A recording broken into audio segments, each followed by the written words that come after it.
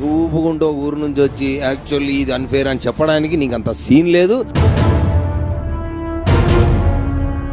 ఇంకొకసారి ఇలాంటి చేయకు. నేనైతే ఏదో సరదాగా చెప్పి పంపిస్తా గానీ తర్వాత నీకే చాలా డ్యామేజ్ అవుతుంది. You are done. అసలు ఇలాంటి వారిని ఏమనాలి, దేనితో కొట్టాలి? కళ్ళు మూసుకుపోయి నోటికి ఎంత వస్తే అంత అనేస్తూ నా అంత తోపు లేడు అన్నట్టుగా బిగ్ బాస్కి సంబంధించిన ఒక సెలెక్షన్ ప్రాసెస్లో వాగేశాడు. ఒక అమ్మాయిని అతి దారుణంగా ఎక్కడో ఒక మారుమూల గ్రామం నుండి ఊపుకుంటూ వచ్చేసి ఎక్కువ చేస్తున్నావు, నీకు అంత సీన్ లేదు అంటూ చీప్గా తీసిపాడేస్తూ విలేజ్ అంటే చీప్ అన్నట్టుగా వాగాడు. అంత వాగిన ఈయన శుద్ధపూస అనుకుంటున్నారేమో, అస్సలు కాదు. ఈయన చేసిన పనులు చాలానే ఉన్నాయి. అవన్నీ తెలుసుకుంటే మీరందరూ కూడా తప్పకుండా షాక్ అవుతారు. అందుకే ఈరోజు వీడియోలో ఈ బాబు చేసిన గొప్ప గొప్ప పనులన్నీ తెలుసుకుందాం. వీడియో చాలా ఇంట్రెస్టింగ్గా ఉంటుంది, స్కిప్ చేయకుండా చివరి వరకు చూడండి.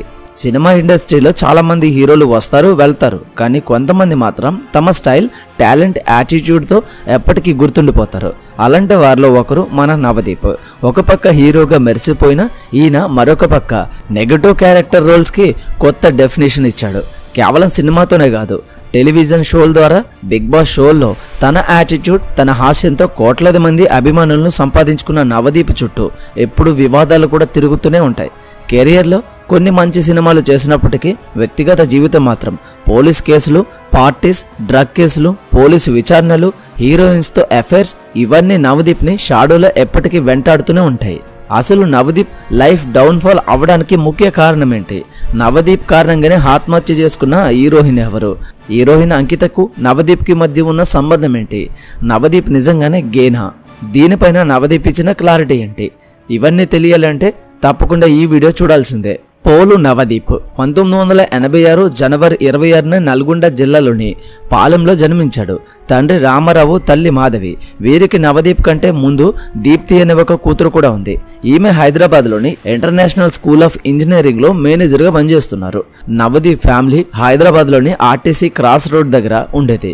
నవదీప్ స్కూలింగ్ మొత్తం హైదరాబాద్ షఫీల్గూడలోని డిఏవి పబ్లిక్ స్కూల్లోనే సాగింది. స్కూల్ ఏజ్లో నవదీప్కి హీరో అవ్వాలని కానీ సినిమాలంటే ఇష్టం కానీ పెద్దగా ఉండేది కాదు.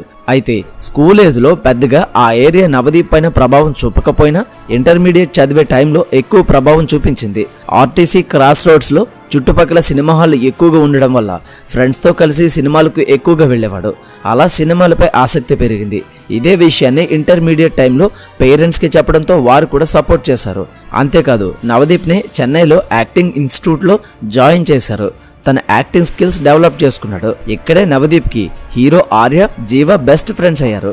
ఇలా యాక్టింగ్లో మెలకువలు నేర్చుకున్న నవదీప్ని సినిమా రంగానికి పరిచయం చేయాలని నవదీప్ పేరెంట్స్ ప్రయత్నాలు మొదలుపెట్టారు. అప్పుడే డైరెక్టర్ తేజ తాను తీయబోయే తెలుగు సినిమా కోసం ఒక కొత్త హీరో కోసం సెర్చ్ చేస్తున్నాడని నవదీప్ ఫ్యామిలీ ఫ్రెండ్స్ అయిన ప్రసాద్ అనే వ్యక్తి ద్వారా తెలుసుకున్నాడు నవదీప్ తండ్రి తేజ గారు. ఆ సినిమాని ఓన్గా ప్రొడ్యూస్ చేస్తున్నారని తెలుసుకుని ఆ మూవీలో కొంతమేర ప్రొడ్యూస్ చేస్తానని తేజని ఒప్పించి నవదీప్ని హీరోగా 2004లో జై సినిమాతో తేజ దర్శకత్వంలో 17 ఏళ్ల వయసులోనే తెలుగు ఇండస్ట్రీకి పరిచయం చేశారు. ఈ సినిమా తెలుగు, తమిళ్లో రిలీజ్ కాగా యావరేజ్గా టాక్ వచ్చింది. కానీ సినిమాలో నవదీప్ యాక్టింగ్ చూసి అందరూ ప్రామిసింగ్ యాక్టర్ అవుతాడని చెప్పుకున్నారు. నవదీప్ తెలుగులో మనసు మాట వినదు, మొదటి సినిమా అనే మూవీస్ని సైన్ చేశాడు. ఇలా మనసు మాట వినదు మూవీ చేసేటప్పుడు హీరోయిన్ అంకితని నవదీప్ లైంగికంగా వేధింపులకు గురి చేశాడని, ఆ వేధింపులు తట్టుకోలేక ఆమె ఆత్మహత్యకు పాల్పడిందని అప్పట్లో మీడియాలో వార్తలు వచ్చాయి.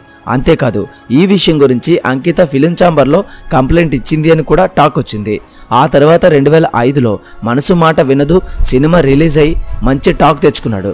కానీ అంకితకు సినిమా ఛాన్సులు తగ్గిపోవడంతో పెళ్లి చేసుకుని సినిమాకు గుడ్ బై చెప్పేసింది. ఇక ఆ సమయంలోనే మొదటి సినిమా అనే మూవీ చేస్తున్నప్పుడు ఆ సినిమా హీరోయిన్ అయిన పూనం బజ్వాల్తో ప్రేమలో పడ్డాడు నవదీప్. ఈ విషయం ఆ నోట ఈ నోట ఇండస్ట్రీ మొత్తం టాక్ ఆఫ్ ది టౌన్గా మారిపోయింది. రూమర్స్ హల్చల్ చేస్తున్న టైంలోనే ఇద్దరు కలిసి కొన్ని అడ్వర్టైజ్మెంట్స్లో నటించారు. దీంతో ఇద్దరు సీరియస్గా రిలేషన్షిప్లో ఉన్నారని ఫిలిం నగర్లో అందరూ గుసగుసలాడుకున్నారు. అందుకు తగ్గట్టుగానే ఆ వెంటనే ప్రేమంటే ఇదే మూవీలో ఇద్దరు కలిసి నటించడంతో ఇద్దరు పెళ్లి చేసుకోబోతున్నారు అనుకున్నారు. కానీ గౌతమ్ ఎస్ఎస్సి చేసేటప్పుడు సింధు తులానీతో నవదీప్ డేట్ చేయడం స్టార్ట్ చేశాడు. ఇక ఆ తర్వాత పూనం బజ్వాల్ తెలుగు సినిమాలను ఆపేసి తమిళ సినిమాలకు చేయడం మొదలుపెట్టింది. ఇలా నవదీప్ చేసిన సినిమాలన్నీ యావరేజ్ టాక్ తెచ్చుకుంటూ ఉండడంతో సినిమా కెరీర్ డౌన్ అవుతూ వచ్చింది. అయితే అప్పటికి తమిళ ఇండస్ట్రీలో హీరోగా సినిమాలు చేస్తున్న నవదీప్ తమిళ హీరోలైన ధనుష్, శింబు, ఆర్యలతో మంచి స్నేహం మెయింటైన్ చేశాడు. అలా వాళ్ళు షూటింగ్స్కి కూడా వెళ్ళేవాడు. ఈ క్రమంలోనే మలయాళం, తమిళ మూవీస్లో చిన్న చిన్న పాత్రలు నటిస్తూ కన్నడలో హీరోయిన్ అయినటువంటి మయూరి పరిచయం అయింది. డబ్బు కోసం 20 ఏళ్లకే ఐటెం డాన్సర్గా వచ్చిన అవకాశాలను చేసుకుంటూ ఉండేది. ఇద్దరికి మంచి స్నేహం ఏర్పడింది. ఈ స్నేహం కాస్త సన్నిహితంగా మారి ఇద్దరు క్లోజ్ అయ్యారు. అయితే నవదీప్ ఆ అమ్మాయితో ఫ్రెండ్షిప్ విత్ బెనిఫిట్స్ అనే విధంగా ఉంటే మయూరి మాత్రం నవదీప్ని సీరియస్గా లవ్ చేసింది. ఇదే విషయాన్ని నవదీప్కి చెప్పగా నవదీప్ ఆమెను పక్కకు పెట్టడమే కాకుండా బి గ్రేడ్ సినిమాలు చేసే నీకు నేను కావాలని అవమానించడంతో మయూరి చాలా హట్ అయ్యి 22 సంవత్సరాల వయసులోనే నవదీప్ మోసం చేయడంతో సూసైడ్ చేసుకుందని అప్పటికి చాలా మంది అంటూ ఉన్నారు. అయితే అప్పట్లో నవదీప్ పెద్దగా ఎవరికీ తెలీదు. పైగా సోషల్ మీడియాలో పెద్దగా లేడు కాబట్టి ఈ విషయం బయటకు రాకుండా వాళ్ళ పేరెంట్స్ మేనేజ్ చేశారని చెప్తూ ఉంటారు. అయినప్పటికీ మీడియా ఈ విషయాన్ని అప్పట్లో ప్రచురించింది. ఇప్పటికీ ఈ రూమర్స్ నవదీప్ చుట్టూ తిరుగుతూనే ఉంటాయి కూడా. ఇక హీరోయిన్ మరణం తర్వాత నుంచి నవదీప్ కెరియర్ డౌన్ఫాల్ స్టార్ట్ అయింది అని చెప్పుకోవచ్చు. ఆ తర్వాత 2006లో ప్రేమంటే ఇంతే, సీతాకోక చిలుక వంటి సినిమాలు ఫ్లాప్ అయ్యాయి. ఆ సమయంలో నవదీప్ 2007లో చందమామ మూవీని కృష్ణవంశీ దర్శకత్వంలో చేయడంతో పోయిన స్టార్డమ్ ఒక్కసారిగా తెచ్చుకున్నట్లయింది. కానీ తెలుగు, కన్నడ, తమిళంలో తన సత్తా చూపించుకోవాలని నవదీప్ పోరంబోకు మూవీ చేశాడు. ఈ మూవీకి ఓకే టాక్ రావడంతో బ్యాక్ టు బ్యాక్ నవదీప్కి తమిళంలో ఛాన్సులు వెతుక్కుంటూ వచ్చాయి. ఆ సమయంలో తెలుగు మూవీస్ని పక్కన పెట్టి తమిళంలో అజిత్తో కొన్ని సినిమాలు చేస్తూ దూసుకుపోయాడు. ఇలా 2 సంవత్సరాలు నవదీప్ తెలుగు సినిమాల వైపు చూడలేదు. అయితే ఆ తర్వాత తమిళంలో నవదీప్కి ఛాన్సులు తగ్గుతూ వచ్చాయి. ఎప్పుడైతే నవదీప్కు తమిళ ఇండస్ట్రీలో ఛాన్సులు తగ్గుతూ వచ్చాయో అప్పుడు నవదీప్ మళ్ళీ తెలుగు ఇండస్ట్రీ వైపు చూశాడు. కానీ తెలుగులో హీరోలు ఎవరూ ఛాన్స్ ఇవ్వలేదు. దీంతో నవదీప్కి తెలుగులో మంచి ఫ్రెండ్స్ అయిన అల్లు అర్జున్ సాయంతో ఆర్య 2లో తన సెకండ్ ఇన్నింగ్స్ని స్టార్ట్ చేశాడు. టైం మారుతున్న కొద్దీ సినిమా హీరోగా, సెకండ్ హీరోగా కూడా ఛాన్సులు తగ్గాయి. దీంతో సపోర్టింగ్ రోల్స్ కూడా చేయడం మొదలుపెట్టాడు. నవదీప్ లైఫ్ షోగా సాగిపోతున్న టైంలో ఒక్కసారిగా పెద్ద కుదుపు వచ్చేసింది. నవదీప్ కెరియర్లో అత్యంత వివాదాస్పదమైన అధ్యయనం అప్పుడే మొదలైంది. 2017లో టాలీవుడ్ డ్రగ్ కేసులో నవదీప్ పేరు గట్టిగా వినిపించింది. ఈ కేసుపై ఎక్సైజ్ శాఖ ఆధ్వర్యంలో సిట్ విచారణ చేపట్టింది. ఆ టైంలో టాలీవుడ్ హీరోలు, ప్రముఖులు ఎందరో ఈ కేసులో ఉన్నారు. వారితో పాటు ఈ కేసులో ఉన్న నవదీప్ స్పెషల్ ఫోకస్ అయ్యాడు.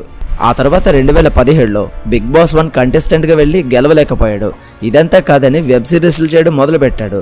ఈ క్రమంలోనే నవదీప్ గే అంటూ అందుకే ఇప్పటి వరకు పెళ్లి చేసుకోలేదని 2005లో మయూరు అనే హీరోయిన్ నవదీప్ని ప్రేమించిందని, అయితే నవదీప్ గే అని తెలియడంతోనే తట్టుకోలేక ఆమె సూసైడ్ చేసుకుందని ఓ రూమర్స్ హల్చల్ చేయడం మొదలైంది.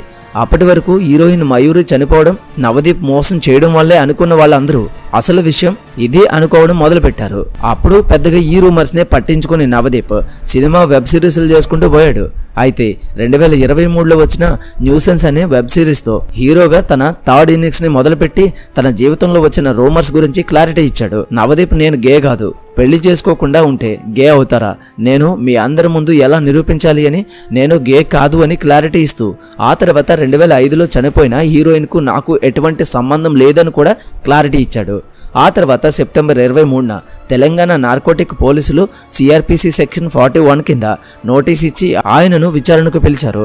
అక్టోబర్ 10న ఎన్ఫోర్స్మెంట్ డైరెక్టరేట్ కూడా ఆయనను విచారణకు పిలిచింది. అక్టోబర్ 10న ఈడీ కార్యాలయానికి వెళ్లిన నవదీప్ 8 గంటల పాటు విచారించారు. ఈ విచారణలో 3 ఏళ్ల క్రితం డ్రగ్స్ తీసుకున్నానని, ఇటీవల కాలంలో ఎప్పుడూ వాటి జోలికి పోలేదని నటుడు Navdeep Telangana state narcotic bureau అధికారులకు చెప్పడంతో అందరూ షాక్ అయ్యారు. ఇక ఆ తర్వాత 2024లో లవ్ మౌలి సినిమాతో హీరోగా చేసిన సరైన హిట్ అందించుకోలేకపోయాడు. రీసెంట్ గా బిగ్ బాస్ సీజన్ 9 అగ్ని పరీక్ష షోకి జడ్జిగా చేస్తున్నాడు. ఇలా 42 సంవత్సరాలు వచ్చిన నవదీప్ ఇంకా పెళ్లి చేసుకోకుండా బ్యాచులర్ గానే ఉండిపోయాడు. అండ్ ఈ బిగ్ బాస్ 9 అగ్ని పరీక్ష అనే షో చేస్తూనే అతగాడు ఎక్కడి నుండి వచ్చాడో మర్చిపోయి విలేజ్ నుంచి ఊపుకుంటూ వచ్చి వాగకు అంటూ ఒక కంటెస్టెంట్ని చాలా చీప్గా మాట్లాడినాడు. చింత చచ్చినా పులుపు చావదు అన్నట్టుగా ఇతగాడు చేసిన చెత్త పనులకి ఎన్ని చివాట్లు తిన్నా కానీ నోరు అదుపులో పెట్టుకోవడం మాత్రం తగ్గించుకోలేకపోయాడు. ఇప్పుడు అతడి వాగుడు విన్న తర్వాత నుండి సోషల్ మీడియాలో ఏకి పారేస్తున్నారు. మరి ఇతని మీద, ఇతని మాట తీరు మీద మీ అభిప్రాయం ఏంటో కామెంట్ రూపంలో తప్పకుండా చెప్పండి. ఉన్న నిజాలు చెప్తే కొంతమంది బట్టలు చించుకునే ఫ్యాన్స్ చాలా రియాక్ట్ అవుతున్నారు. ఒకరి గురించి ఉన్నది చెప్పినప్పుడు పక్కా అది కూడా తీసుకోవాలి, గుర్తుపెట్టుకోండి. ఈ వీడియోకి ఇంతే. ఈ వీడియో కనుక మీకు నచ్చినట్లయితే తప్పకుండా లైక్ చేయండి. అలాగే మరిన్ని మంచి వీడియోస్ కోసం ఛానల్ని సబ్స్క్రైబ్ చేసుకుని పక్కన ఉన్న బెల్ ఐకాన్ ఆల్లో పెట్టుకోవడం మర్చిపోవద్దు. మళ్ళీ మరొక మంచి వీడియోతో కలుద్దాం. Until then thank you, bye.